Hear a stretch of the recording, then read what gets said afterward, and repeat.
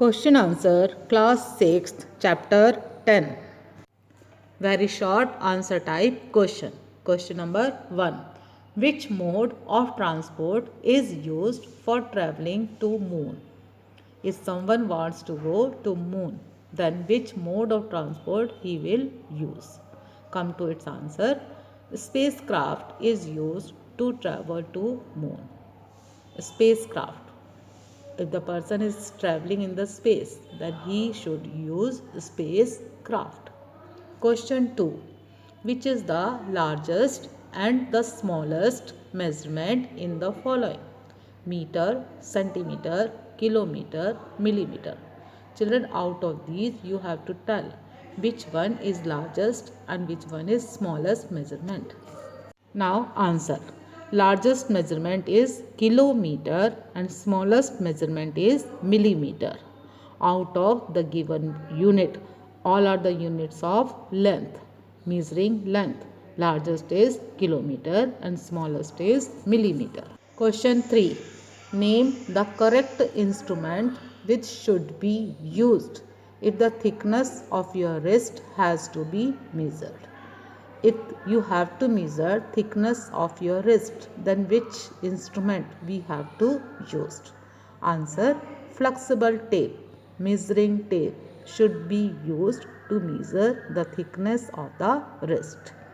Now question number 4. What is parallax error? Children, we have also done in the definition parallax error.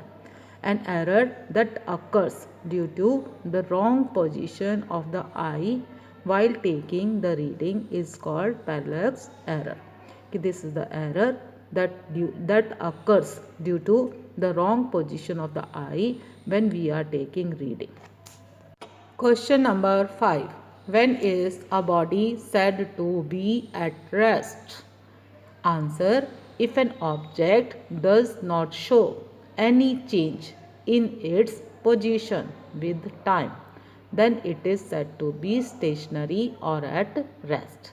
Children, I think you understood that when any object don't show any change in position with time, when you are seeing at 8 o'clock it is here and after half an hour it is remain there, then it is said to be stationary or at rest. Question 6. If you are sitting in a moving car, are you at rest or in motion? When we are at rest with respect to the things in the car.